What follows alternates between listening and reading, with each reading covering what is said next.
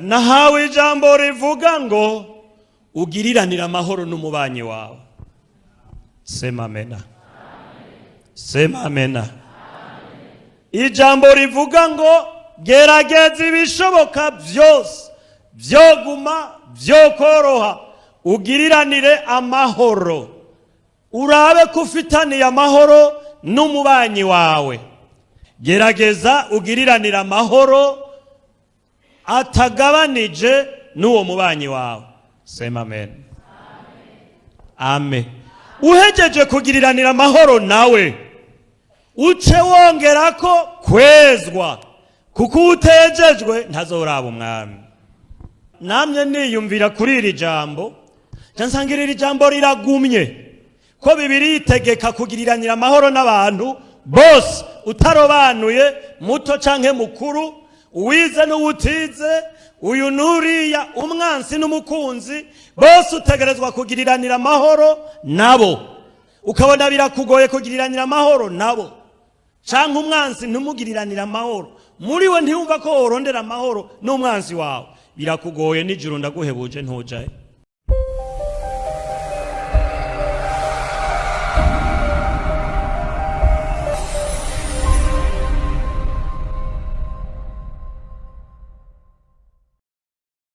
Amahoro ubanakiri umwami Yesu, fisa amahoro, oh fisa amahoro, kuva nakiri umwami Yesu, fisa amahoro. Nina amani, oh nina amani, tangu nipokee Bwana Yesu. Nina furaha, oh nina furaha, tangu nipokee Bwana Yesu, nina furaha. Bwana sifiwe. Mwongere mugorora ibiganza by'umunezero turamukanye. Haleluya. Umuntu azi ko ataco twapfuye agorora ikiganza ciwe. Yesu ahimbazwe. Turakwiye kuba dushima Imana tugeze mu ngoro y'Imana. Subutore oya habanamba, ariko n'ubuntu bw'Imana itugirira. Ndazi ko ubu hariho abandi bamaze guhindurirwa amazina, baza bitwa bahisi canke bamarehemu, kandi rwaje ruraje ntudiskita. None wewe kuba ugihumeka impwemu z'abazima, gushima Imana bikubo. Hariho n'abandi bari mu bitaro, bari mu ivyuma bibafatanya kugira ngo amagufa yavunitse akire, ariko wowe urashobora kugorora ikiganza gutyo ugaterera ukuguru kumva biremera. Ego tumushukuru Umuha. Haleluya. Ego kabisa birakwiye gutanga amashimwe. Ikintu cyose iyo bukeye gikubera icigisho bituma utanga amashimwe ku Mana. Nanje ndongeye gushimira Imana Data wa twese. Imana ntigayana. Bwana sifiwe. Imana ntigayana di.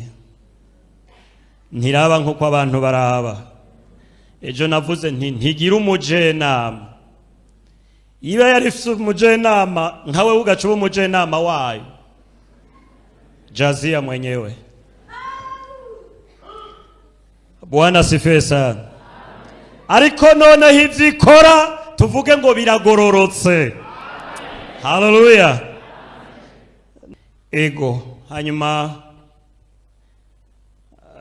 n'umwanya wuko tujana, kuko umwanya urihuta. Dusome tuzingurure Bibiliya zacu.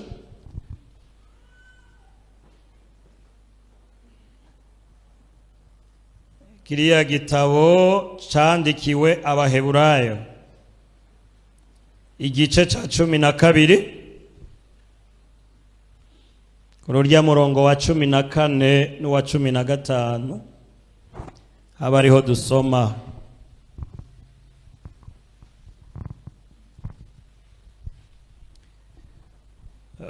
Umutwe w'amajambo uvuga ngo impanuro yo kutava ku buntu bw'Imana. Mukurikire kugiriranira amahoro n'abantu bose n'ukwezwa, kuko utejejwe atazoraba umwami. Mwizigame ntihagire umuntu adashikira ubuntu bw'Imana, kandi ntihagire umuzi wo kurura umera ukabahagarika imitima, abenshi bakandura. Yesu nashimwe. Aho muhashire akantu duce tugenda muri Zaburi 133. Zaburi 133. Aho muhagumize akantu turaza kuhagaruka. Zaburi 133 duhere ku murongo wa mbere.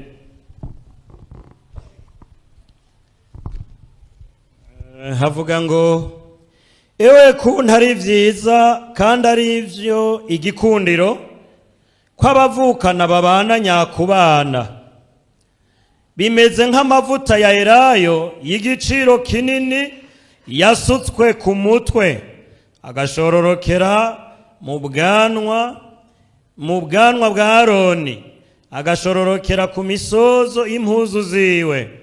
Kandi bimeze nk'ikime cyo kuri Hermoni gitonda ku misozi y'Isiyoni, kuko aho ariho Uhoraho yagereye umugisha, niwo bugingo bw'ibihe bidashira. Mana nishimwe.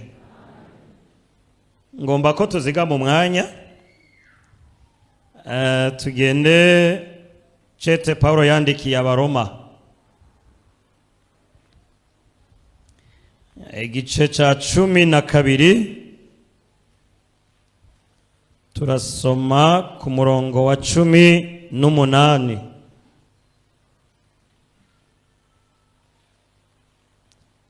Cete Paulo yandikiye Abaroma igice ca 12, dusome ku murongo wa 18. Havuga ngo namba bishoboka mu ruhande rwanyu mwuzure n'abantu bangahe. Mana nishimwe. Mana data wa twese uri mu ijuru, turongeye kugukengurukira iki gitondo ciza ko watumiye aba Yakobo ngo bacurire ijambo. Kuva kera hose wamutumira kabwira Mose ngo nkoraniriza abantu banje mbacurire ijambo mbigishe guhora banyubaha. Nuno musi watumiye kandi bitavye ngaba ngo bacurire guhora bakubaha. Nanje umusavyi wawe mpagaze imbere y'umugeni wawe, unkoreshe kandi unkoreremwo ibihwanye n'ukugomba. Ico dufatishije mbiri n'ubugunge bwa wa mubi, mu izina rya Kristo Yesu. Mana wiyerekane kuri uno munsi wose ukore nk'Imana, mu izina rya Kristo Yesu. Amen. Mana nishimwe. Mana nishimwe. Haleluya. Yemwe abari hanze, haleluya. Nabari ngahe inyuma, haleluya. Nagira ngo burya ngo ntibariko baratwumva, none kumbe numvise ko bavyumva. Ahubwo ngira ngo abari ndani mu rusengero nibo batanyumva. Abo mu rusengero, haleluya. Haleluya. Ego tumaze gusoma aya majambo tubonye muri iki gitabo citiririrwa Abaheburayo. Mbega Abaheburayo ni bande? Abaheburayo ni uruvyaro rukomoka kuri Aburahamu. Hamwe bavuga ngo Abaheburayo, handi bakavuga Abisirayeli, handi bakavuga Abayuda. Abaheburayo ni uruvyaro rwose rukomoka kuri Aburahamu. Abisirayeli ni uruvyaro rukomoka kuri Yakobo, ari we Isirayeli. Abayuda ni urubyaro rukomoka kuri Yuda, ariko bose murazi ko ari umuryango umwe kandi bahujwe n'ururimi rumwe rwitwa Igiheburayo. Bwana asifiwe. Uyu rero yanditse iki gitabo yandikiye Abaheburayo ninde? Ntitumubona uwo ari we, ntibamuvuga, yarihishije n'izina mu kwandika, ntiyanditse izina ryiwe. Ariko mu gihe ca nyuma c'intumwa barahaririye biyumvira uwari we yoba yaranditse kuri iki gitabo, bafatiye mu gice ca 13 ku murongo wa 23 ahanyene mu gitabo c'Abaheburayo ahantu havuga ivya Timoteyo. Bariyumvira bati yoba ari Paulo nta nkeka ko ari we yanditse iki gitabo, ngo mu majambo y'urukurikirane rwayo bagiye basanga atari we, bandi bakiyumvira ati yoba ari Luka, mugabo bagasanga siwe, bandi bagaharira ati ngira ngo ni Baranaba, abandi bati ni Apolo, mugabo indunduro ya vyose basanze abo bose atari bo. Bimenyekana ko wanditse iki gitabo atazwi, ariko bigaragara ko yari umwisirayeli azi ivy'isezerano rya kera hamwe n'isezerano rishasha. Anyway, ivyo sivyo ngomba kuvuga, ariko nagomba kugaruka kwijambo Imana yampaye ngo tuvugane. Bwana asifiwe. Muri aya majambo rero dusomye ngo mukurikire kugiriranira amahoro n'abantu bangahe yemwe? Bose. Mukurikire kugiranira amahoro n'abantu bose hamwe n'ukwezwa, kuko utejejwe atazoraba inde? Umwami. Nahawe ijambo rivuga ngo ugiriranira amahoro n'umubanyi wawe. Sema amena. Sema amena. Ijambo rivuga ngo gerageza ibishoboka byose vyoguma vyokoroha ugiriranire amahoro, urabe kufitaniye amahoro n'umubanyi wawe. Wombaza utumubanyi wanje ninde? Siho narindi, mugabo vyaranditswe. Yesu yari karabwira abantu ati mukunde bagenzi banyu nkuko mwikunda. Umwe agomvye kwiyerekana ko ari mwiza cyane, ati mbega mugenzi wanje ninde? Yesu acaca umugani. Habaye umuntu yavuye Yerusalemu aje Yeriko, agwa mu bambuzi, kandi Yeriko nta ciza cigeze kivayo, hari yimpumyi, hari yabambuzi. Ese kuva Yerusalemu kaje Yeriko niho vyamugoreye uwo muntu. Acagwa mu bambuzi, bamukoba utwo yari afise, baramukubita bamusigari hafi yo gupfa. Ariko rero arambaraye ngaho ari mu gucikana, haca umurewi. Umurewi yari umuntu yizeye Imana, amenyekanisha ivyagezwe vy'Imana, ko harimwo no gukunda bagenzi bacu. Ahaciye aramuraba harambaraye ari mu guhwera, ntiyanamwegera, carirengane. Kabiri haca umuherezi, nawe nyene wo mwishengero. Umuherezi n'umuntu mukuru mwishengero, nawe nararaba arirengane. Unyuma haca umusamariya, ngo amubone amutera imbabazi, acaramwegera, yururuka ku ndogoba yari afise, amusuka kwa amavuta ya elayo, aramwegeranya mwuriza ya ndogoba yiwe, amujana kumusabira indaro mu nzu y'abahita. Acatanga amahera menshi ngo bamuvure, ababwira ati nivyo muzokoresha birenze ibinsize nzohindukira ndabibarihe. Ati none muri abo batatu umugenzi w'uwo muntu yabaye nde? Aca bishura ngo n'uwo Musamariya. Imana nishimwe. Ati genda nawe ugire gutyo. Nanje ndakubwira ngo uwo mubanyi wawe, umubanyi wawe ninde? Uwo mwicaranye. Bwana asifiwe. Bwana asifiwe. Amen. uwo mukorana, urya mukorana ku kazi, urya mwicarana, urya mugendana, urya muhana amarembo, urya nyene niwe mubanyi wawe. Gerageza ugiriranira amahoro atagabanije n'uwo mubanyi wawe. Sema amen. Amen. Uhejeje kugiriranira amahoro nawe, uce wongerako kwezwa, kuko utejejwe ntazoraba umwami. Bwana asifiwe. Niri jambo ryo kugiriranira amahoro n'ababanyi bacu. Hanyuma namye niyumvira kuri iri jambo, nsanga iri jambo riragumye ko Bibiliya itegeka kugiriranira amahoro n'abantu bose, utarobanuye muto canke mukuru, uwize n'uwutize, uyu nuriya, umwansi n'umukunzi, bose utegerezwa kugiriranira amahoro nabo. Ukabona birakugoye kugiriranira amahoro nabo, canke umwansi ntumugiriranira amahoro, muri we ntiyumva ko worondera amahoro n'umwansi wawe, birakugoye, n'ijuru ndaguhebuje ntujaye. Abantu benshi bavuga ngo ubwo butumwa n'ubwo mw'isi, uzoza uvuga ubwo mw'ijuru tuzojaye tudafitaniye amahoro n'abandi. Mungu atuhurumiye. Yesu ashimwe. Nariyumvira nsangira ijambo riragumye, kugiriranira amahoro n'abantu bose. Namwe nimwiyumvire, gerageza wiyumvire, kugiriranira amahoro n'abantu bose. Abantu baragoye buriya. Nyimba hari ikintu kigoye kubana amahoro, ni umwana w'umuntu. Umwana w'umuntu aragoye cyane. Inka ibihumbi n'ibihumbi zirashobora kubana amahoro. Ibikoko ibihumbi n'ibihumbi birashobora kubana amahoro, ariko umwana w'umuntu ni hatari.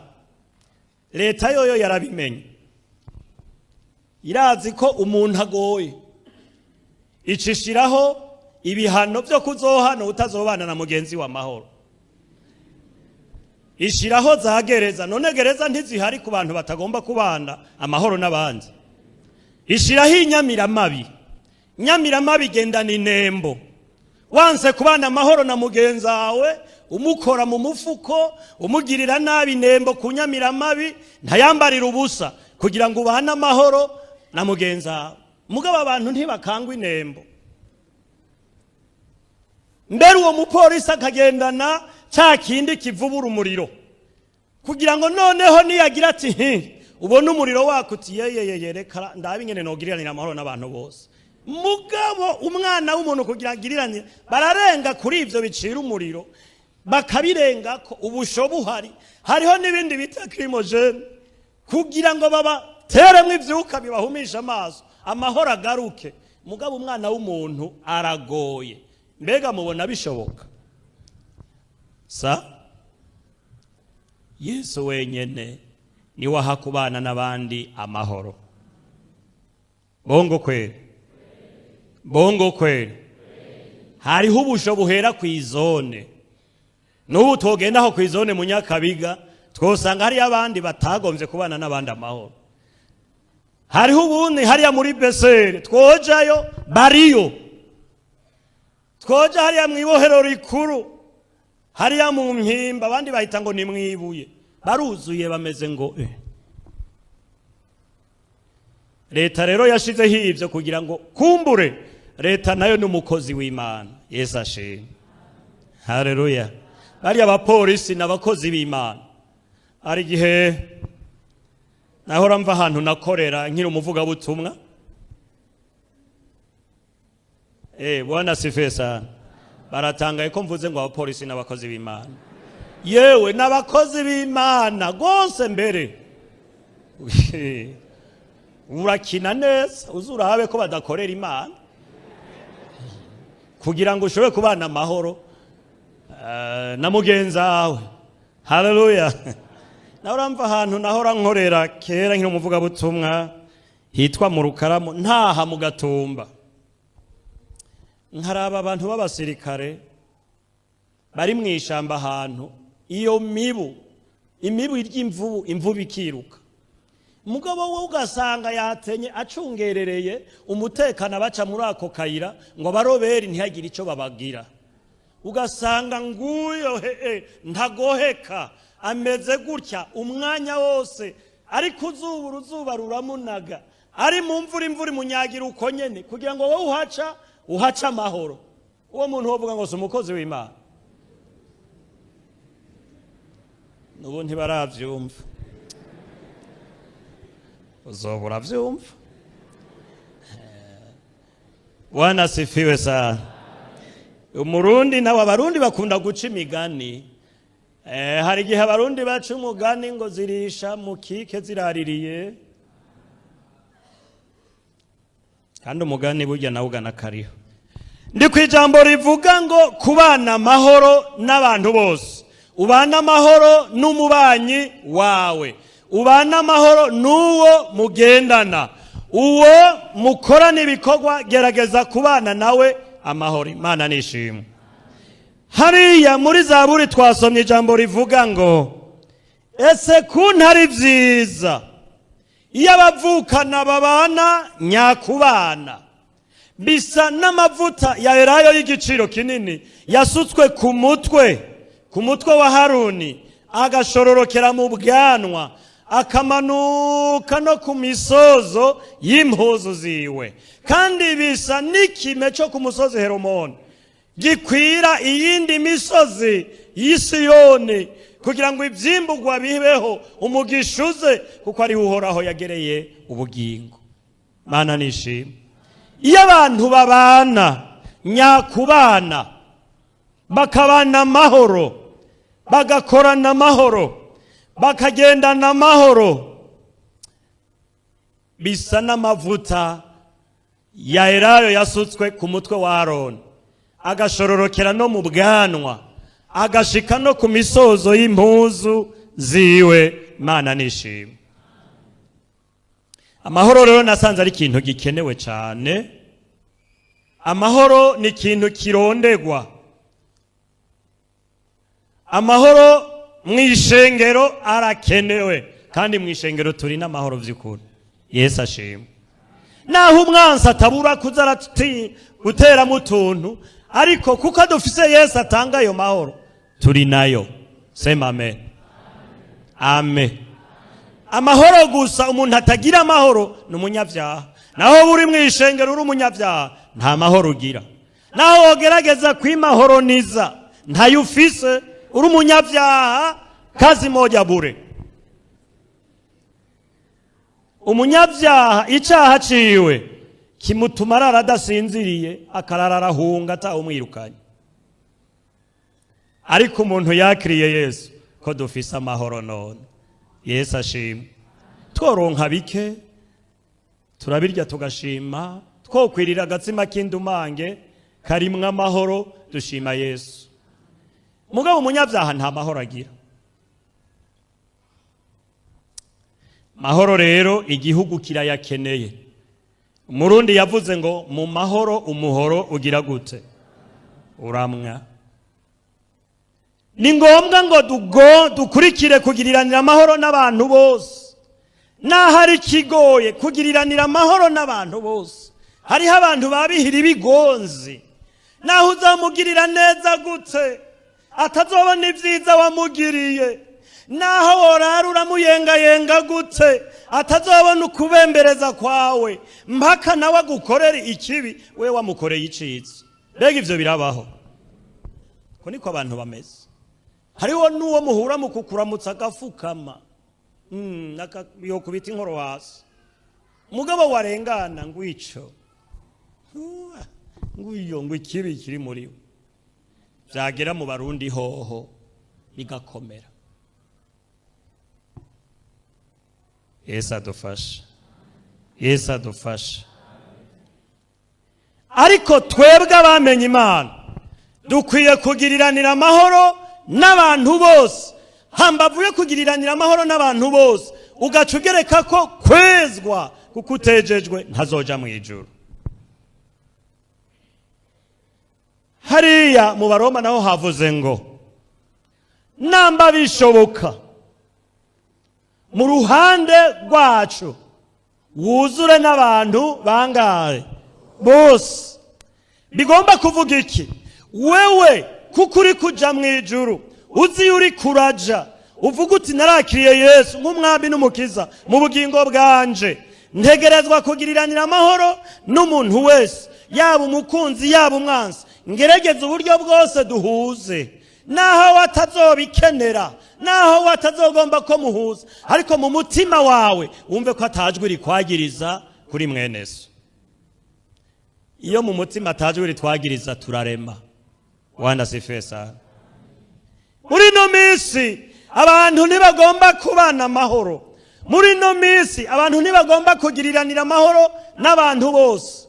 Oya, hari bimwe bituma mu bantu abantu batogiriranira amahoro. Icambere nabonye, mu byo nabonye, cambere gituma abantu batagiriranira amahoro n'ababanyi babo, icambere ni shari. Yesu nadutabara. Amen. Ishari. Iyo nsomye mu gitabo kigira kabiri ca Samweli mu gice ca 9,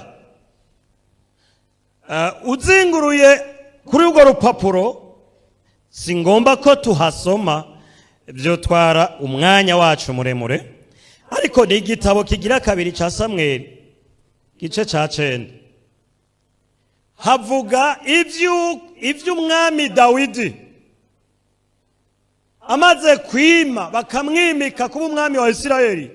Yaributse neza Yonatani yamugiriye, acarabaza abantu biwe, mbega nta muntu wo wagasigarira mu ruvyaro rwa Sawuli canke yoba ari muhungu wa Yonatani nomugirira neza kubw'Imana.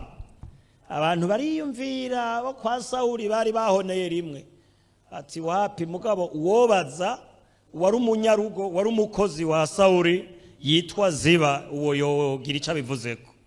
Ati muhamagare tumubaze. Baramuhamagara, Ziba ashitse, umwami aramubaza ati mbega Ziba, mu rugo kwa Sawuli nta muntu n'umwe yoba yarasigaye ngo ndamugirire neza kubw'Imana? Ziba ati hariho mugabo agahungu ka Yonatani, mugabo karamugaye, n'agahungu kamugaye ibire ntaco kamaze. Ati none koba kari he? Kari kure, hari Lodebari, niyo kari kwa Makiri. Ndashima Imana naho wowe uri Lodebari iragukurayo. Amen, amen. Dawidi ngo avyumve ati yewe gaye ntumira ko abaza kumunzanira, naho kamugaye pfa kugenda mukazana. Dawidi yari umwami rero atumye, murazi ko agenda na za farasi ziwe zibwana, baragenda iyo kure Lodebari. Makiri ngira ngo yoba yari mu dukogwa twiwe, azabona bakoroka kwa kundi bakoroka, jewe ntavyo nzi. Bati Makiri changa arajugumira ati mbega yemwe ngiziki, barya abantu barinze bashika ku mbuga ubona bakoroka kurya bagize ngo uriyagiriza wewe nyene atacaha wakoze. Ati none jewe na Maki abandi turondera umuntu yitwa Mefibosheti. Ati Mefibosheti reka ndamuhamagara, gaca yihinda hari yari, ati Mefibosheti ngo hano hari abantu bakurondera. Ngwaze Mefibosheti asanga ni babandi, Imana yaje sokuru yarapfuwe, data arahwe, none baransanze niyo nari narahungiye, Mungu wangu we. Harajugumira n'abantu barakafata bakuriza muri za vewe itaturira. Nakantu kamugaye ibirenge kamugaye kagenda karatumwa gashitse imbere y'umwami. Ndiko ndavuga ishari ingene rituma abantu batabana amahoro. Gashitse imbere y'umwami barakururutsa. Umwami ati ni wowe Mefibosheti, kacaka kubita inkoro hasi kararyama. Ni jewe mwami, kajugumira. Umwami ati humura ntacuzoba. Haleluya. Humura ntacuzoba. ngomba kukugirira neza ku bwa so Yonatani, wewe ubwawe uzohora urira ku meza yanje. Kacongera karafukama ati mbega narimbwa ipfuye kundoresha kwijisho gutyo ukangirira neza gutyo mwami wanje we yewe. Umwami ati kandi muhamagara Ziba niwe yari yarigaruriye ibintu byo mu rugo kwa Sawuli n'ibya Yonatani, niwe yari asigaye abirya, muri we yari yarabyibushe aba nka Yoshuruni. Iyumvira umuntu yari umukozi asigaye arya iby'ibwami byose, afise nawe abakoresha ategeka. Umwami ati Ziba, uhereye ubu mwene shobuja yitwa Ziba, niryo zina ryiwe. Haleluya. Mwene shobuja azohora arira ku meza yanje, ariko wewe n'abahungu bawe n'abanyarugo bawe muzohore mumurimira, mumukorere ibintu mwegeranye, mumushikirize, hanyuma rero aronke ibimutunga, ariko we azohora arira ku meza yanje nk'umwana wanje. Ndabona ka Mefibosheti rero kari ku meza ibwami gacanganya ifurusheti n'intambi. Abongereza nyimara abongereza ngira ngo ujya muntu yarishigoshe yakoresha goshe aca yigisha ngo ifurusheti uyishira ibubafu, intambi nayo ukayishira iburyo. Mugabo Jesu sokuru yambwiye ngo kirazira kurisha ibafu. Hanyuma rero ngira ngo Mefibosheti nawe arakaracanganya intambi n'ifurusheti ku meza ibwami nawe nakamuga. Kandi rero utamiye ntatamure harya aba yaratamitswe. Mefibosheti aratagata, Mefibosheti aravyibuha. Ziba nawe akaza arakora ibintu byose ajana kuri konte kwa Mefibosheti. Ndakabona umengo kagiye uko kagenda kagenda kavura na vya birenge bimugaye kagira kuri konte ati kuri banki mpereza situation ya konte yanje. N'umwana w'umwamiga agiriwe neza n'umwami, gihotora kidahotora umwami yaramugiriye neza. Haleluya. Kandi umwami ashize hejuru uko yoba ameze kose abantu bavuga ngo ganza Yesu ashimwe. Ariko Ziba nawe kigahotora karabata akagahungu kamugaye ibirenge byo nahora byose bintunze nivyo tegeko rimbwira ngo njane kuri konte yiwe. Uko ukwezi guheze kaja kuri konte gusuzuma. Yesu ashimwe. Agaca acurutoki sinzobona ikintu cyo mukuraho. Iryo ni shari ryuko yagiriwe neza. Yesu adufasha. Usomye mu gice ca 16 kijya gitabo nyene ucubona ingene rero Mefibosheti bamubeshe yabeshegwa na wa wundi Ziba kubera ishari yaramufitiye. Ishari riratuma abantu batabana amahoro. Yesu adufashe. Yesu adufashe. Abantu bakorana nk'aba bakozi b'Imana gutya ugasanga hari mwishari. Katubivuge. Bwana sifiwe. Hakaba mwishari atakindi ishari gusa. Naka niwe bashira imbere. Misi yose niwe pastori yamahamagara. None urya we kubera iki? None hari mwiki ko turondera kuzoja mu ijuru. Yesu ashimwe. Ziba intambara iteye muhungu wa Dawudi Abusalomo agonze kwiyimika ngo abe umwami akurese akubite kudeta se wiwe. Umwami Dawudi avuga ati sinogwana n'umuhungu wanje ko ari wankuriye hasi reka mpunge. Arahunga, abari kumwe nawe bajana nawe, abatamwemera basigara Yerusalemu. Hanyuma rero Mefibosheti nawe arumva ko umwami ahunze acabwira Ziba wa muntu wiwe yarasigaye amukorera njirira amatandiko ku ndogoba naje mpungane n'umwami ntacyo nkibereye hano. Aho kubimukorera ahubwo acafata indogoba aziremeka imisoko y'inzabibu, aziremeka amatunda ahishiriye 100, afata n'umuvinyu acaragenda kurikira umwami aza kumusanganira iyo ageze ku musozi, ku mpinga y'umusozi. Umwami agize gutya abona umuntu aza yiruka n'indogoba, yiruka yehera. Arahagarara ati hagarara turaba urya muntu ivyo ari vyo. Wagire gutya abona ni Ziba. Aramubaza ati Ziba namaki ivyo bintu uzanye n'ivyikiweho namaki? Hatumve iyi misoko niyo nzaniye imikangara muri kumwe ngo izobafashe muri runo ruhongo. Aya matunda bazorenzako kandi rero n'uyu muvinyu uzohembura bazogwira isari mu kayira. Umwami arimba ati uyu muntu angiriye gutya ni mwiza. Ati none mwene shobuja Mefibosheti we ari he? Ati ndamurosa kabero wa mwansi. Mwami urabizi uzi n'amakuru yavuze ngo uno munsi Abisirayeli bahava bamusubiza ku ngoma ya sekuru. Umwami wavyumva ati nuko nyene atego ubu yagumye Yerusalemu, yigumiye Yerusalemu. Nawe yamubwiye ati nshira amatandiko ku ndogoba nakamuga ni karibu banguke ngo gakurikire nk'abandi. Acaho kumushira amatandiko ku ndogoba cariruka aramusiga. Umwami ngo avyumva tumve ko ari uko ivyo nari namuhaye byose nari mwazi ndari gukoborewe ubundi nabatura kamurantonesha ukagira ngo ishari ry'ikoze. Ishari umuntu ngo yarose promotion mu kazi hano yansanze ndamurusha n'amashuri ivyo ntaco ntazokora nanje ndamudodobereza. Yesu adufashe.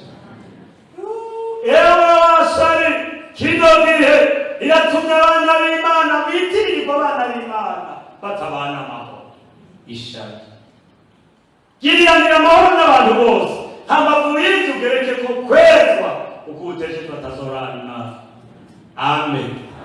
Umva ufitaniye amahoro n'umubano nariyumviriye abantu usanga bapanze mu rupangu, basanga bapanze mu rupangu rumwe. Harya rero bene data tumenyekana ko turabakizwa twakijijwe harya mu mihani wacu. Bongo kweli ko twakijijwe iyo tumenyekane harya dukorera iyo mu rusengero twese turabatagatifu. Ariko hariya tuba, hariya twirirwa, hariya dukorera niho bimenyekanira ko turibo canke tutaribo. Yesu yabwiye abafarisayo muzobonera abafarisayo mwe muhagarara ku muryango w'ubwami bw'Imana mukazibira bo kwinjira namwe ubwanyu mudashobora kwinjira. Hari abantu batabana amahoro n'abantu, abantu bagomba gukizwa bakaraba na wa wundi w'umubanyi bapanze hamwe nawe ngo nameze ntaje nokijijwe nosubiriye n'abakijijwe ntaco bagize gute ntaco bandusha. Ariko umviganuke kino gitondo kurandutse yaje mu nzira abana b'Imana baje mu ijuru. Amen. Ondoa tamu njiani watoto wa Mungu waende mbinguni. Haleluya. Deka kuzibia umvugute upanze na wa wundi ari igeragezo biza umwe mupanganye hariya jirani yako wewe imisi yose ntagirira itagura, wewe imisi yose nukurahura aje kumbabura yawe wacanye yamanenga ko wacanye agacarahura amakara 6. Mbega umufuko w'amakara ugeze kuri bingahe?